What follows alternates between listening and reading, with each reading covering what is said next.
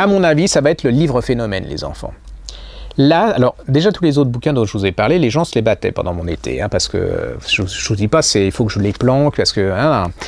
Mais alors, dans La maison de l'autre de Ridian Brooks, chez Fleuve Noir, les enfants, que ça soit les femmes, que ça soit même les jeunes, que ça soit les mecs, ça a été de la folie. C'est-à-dire que j'ai jamais vu ça. Chaque fois que je voulais le terminer, il disparaissait. J'étais forcé de faire une enquête pour savoir où il était. Quand je le retrouvais dans les mains de Marina, il avait disparu parce qu'on lui avait piqué, elle le cherchait. C'était le bouquin, donc j'ai recherché ce bouquin pendant tout l'été, quoi. J'ai mis un temps fou à le terminer parce qu'il passait de main en main. Il a fini dans un état, je ne vous dis pas, en miettes pour ainsi dire. Ça s'appelle Dans la maison de l'autre, c'est chez Fleuve Noir et c'est, voilà, on est en 1945, en Allemagne. La guerre vient de se terminer, mais vraiment de se terminer, dans les semaines, on est vraiment, on est dans les ruines. On n'imagine pas, quand il décrit ça, on n'imagine pas comment était l'Allemagne dans cette époque-là. C'est-à-dire qu'il y avait des morts qui étaient encore enterrés sous les ruines. Il y avait les gens de cette époque-là étaient convoqués pour aller retirer les gravats pour découvrir les morts. Donc on est à cette époque-là, côté anglais, c'est-à-dire la zone d'occupation anglaise. On a un jeune officier qui est là et qui va être rejoint par sa femme. Et lui, il est chargé de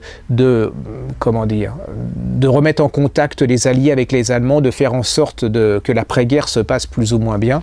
Alors il est plutôt humaniste, complètement humaniste. Il est plutôt, c'est-à-dire ça choque l'establishment anglais qui va arriver à Berlin, tous ces femmes d'officiers qui soient vraiment plutôt compréhensibles avec il parle aux Allemands, ce qui ne se fait pas du tout à cette époque-là. Et il a une femme, cette femme il ne l'a pas vue depuis très longtemps, et il s'est passé un drame, c'est que cette femme ils avaient deux enfants, deux garçons, et l'un des garçons va être tué sur un bombardement allemand en Angleterre pendant que cette femme était réfugiée là-bas.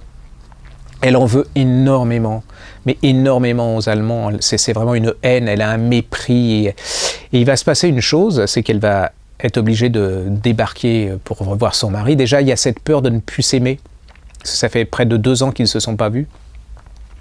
Elle en veut même presque à son mari parce qu'elle le rend presque responsable de la mort de son fils, de ne pas avoir été là, de ne pas avoir vaincu les Allemands assez tôt.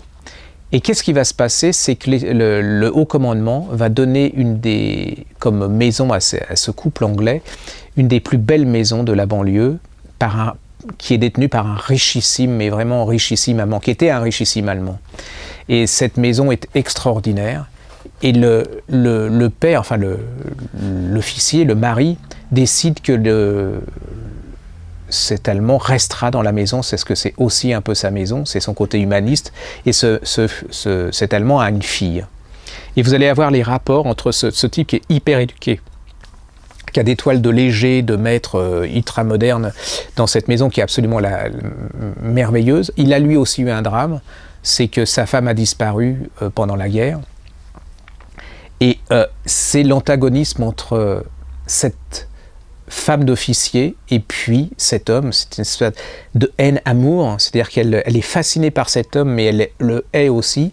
C'est vraiment toute la relation, je ne savais pas que ça existait comme ça, comment c'était, c'est-à-dire aussi le côté mesquin de certaines officiers anglais, c'est-à-dire le marché noir, le vol des œuvres d'art là-bas des Allemands, et puis vous allez voir cette fille de cet Allemand qui, elle, en veut absolument aux Alliés, qui veut continuer la guerre. Vous allez voir comment il existait encore de la résistance pro-nazie contre les Alliés. Vous allez voir que ça va faire des morts. Vous allez voir cette maison, c'est une espèce de chaudron.